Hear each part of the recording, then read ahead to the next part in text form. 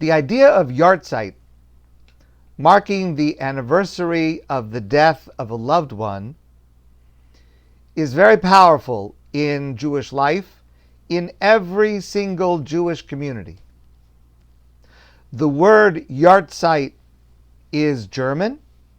It means year, time.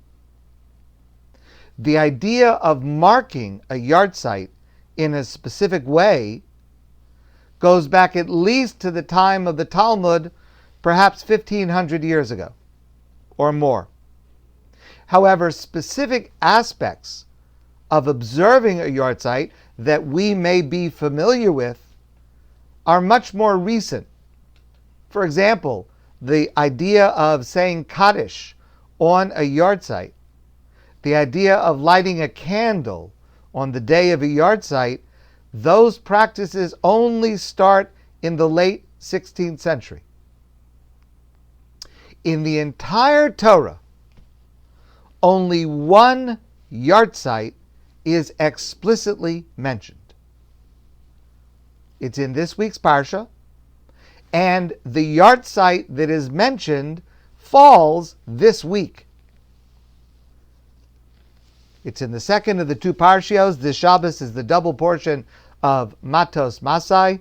Near the end of Massei we read, Vaya'al Aharon HaKohen El Har Hahar Al Pi Hashem.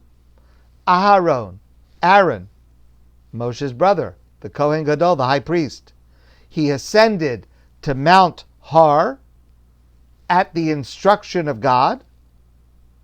Vayamas Sham, and he died there. Bishnas Ha'arbayim L'tzeis B'nei Yisrael Meretz Mitzrayim, in the 40th year after the Jewish people left Egypt. B'chodesh HaChamishi, the 5th month of the year. Be'echad LaChodesh, the 1st of the month. The 5th month of the year is counting from Nisan, Iyar, Sivan, Tammuz, Av. Av is the 5th month of the year, and the first day of Av, that's Rosh Chodesh Av, that is Aharon's Yartzeit, and it's the only time in the entire Torah where an actual Yartzeit is listed for someone in the Torah, and that Yartzeit falls this Wednesday. This Wednesday is Rosh Chodesh Av, the 1st of Av, the Yartzeit of Aharon.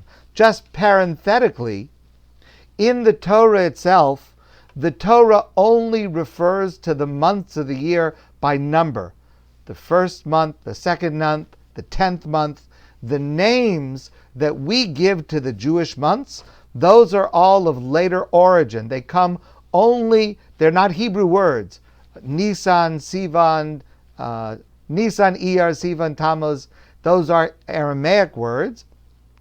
They only come after the Jews had been exiled to Bavel, to Babylonia. When they came back to Israel, they brought these names back with them. Okay, that's just a parenthesis. But we read this parsha every year. We read this passage every year within a few days of Rosh Chodesh Av, of the date that it mentions, the first day of the Jewish month of Av. Later in our history, this month of Av would include the destruction of the first Beis HaMikdash, the destruction of the second Beis HaMikdash, which occurs on Tisha B'Av, the 9th day of the month of Av.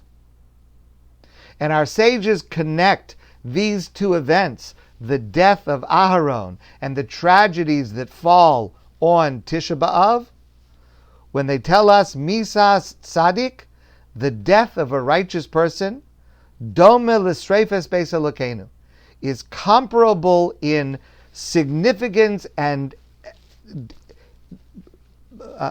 impact, negative impact that it has, just like the destruction, the burning of Hashem's house, the Beis HaMikdash, the holy temple in Yerushalayim. Our sages tell us, Mishenichnes Av Mamatim Besimcha. When the month of Av begins, our joy diminishes. The other half of that line is perhaps a little bit more well known. Mishenichnes Adar Marbim Basimcha. When Adar enters, that's the month that contains Purim, we enhance our joy, increase our joy. But correspondingly, when Av begins, our joy is reduced and diminished. In other words, the first day of that, Rosh Chodesh, day 1 of the month, is the death of Aharon, the Yartzeit of Aharon, and that begins this diminishment of joy, leading to the other tragedies that take place during this month. What's the connection between the death of Aharon and the destruction of the Beis Hamikdash? Concerning Aharon's death, the Torah tells us, V'yivku es Aharon shloshim yom, kol Beis Yisrael. And they mourned for Aharon 30 days. Kol Beis Yisrael, the entire Jewish people mourned the death of Aharon. It's curious, because there's a very, very similar pasuk when Moshe dies, almost exactly 6 months later. When Moshe dies, the Torah says, V'yivku b'nei Yisrael es Moshe ba'arvos Moav, and the Jewish people mourned for Moshe.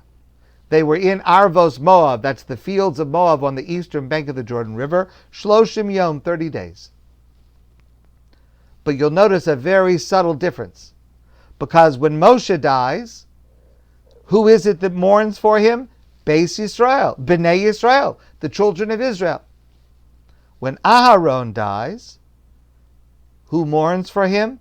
Kol Beis Yisrael, the entire children of Israel, every single member of the Jewish people. Why is there that subtle, slight difference in emphasis? So Rashi explains the difference.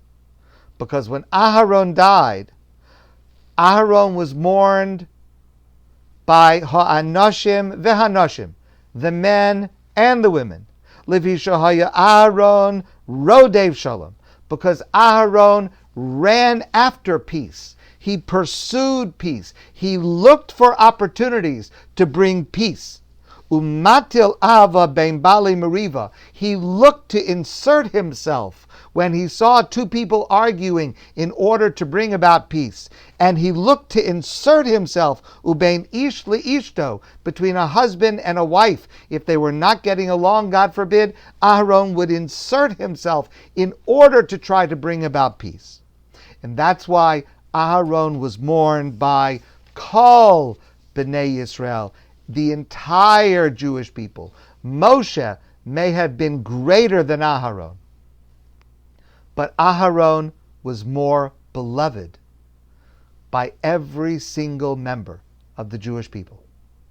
He devoted his life to making peace and pursuing peace. And when that stopped, when he died on the first day of Av, that date of the first day of Av ushers in a period of a lack of peace, a lack of love. Our sages identify the characteristic of the Jewish people that leads to the destruction of the second Beis Hamikdash, and they tell us it happened because of sinas chinam, needless hatred. The absence of Aharon and Aharon's influence. Aharon as a role model was no longer, and therefore there was sinas chinam in that same period, to which Rav Kook famously taught that we need to combat that darkness with the spirit of Aharon, whose passing ushers in this darkness. And we need to bring it back with ahavas chinam, with needless love, with loving people more than is necessary, with showing appreciation to people even if it is not so necessary, with trying to make peace even when maybe it's not our business or our job to get involved. because that is what Aharon stood for. Aharon stood for Ahavas Chinam, needless love, abundant love, more than is called for.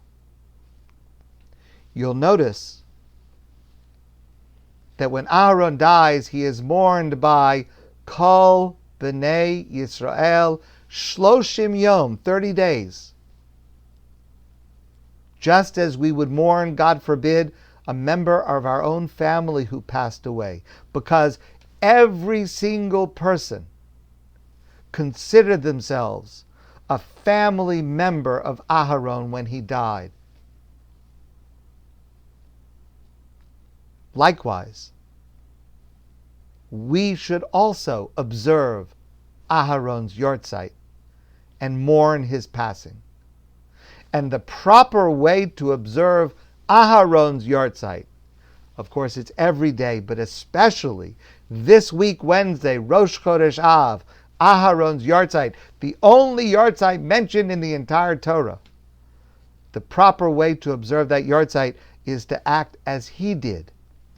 Ohev Shalom, to love peace, V'rodev Shalom, and to pursue peace, aggressively run after opportunities to make peace, to insert ourselves wherever it is possible and appropriate in order to bring about peace.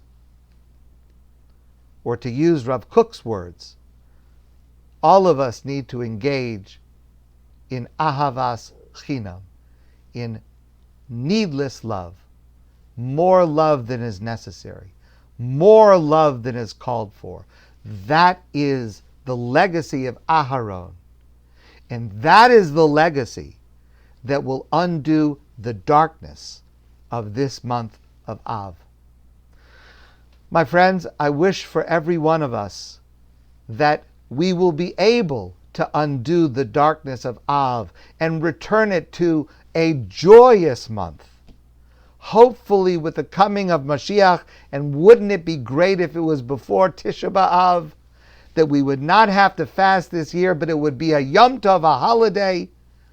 We look forward to such a time. I wish that for all of us. I wish you a wonderful Shabbos. And let's all think about this Shabbos, how on Rosh Chodesh Av we can imitate Aharon to be Ohev Shalom, V'rodev Shalom. My friends, Shabbat Shalom.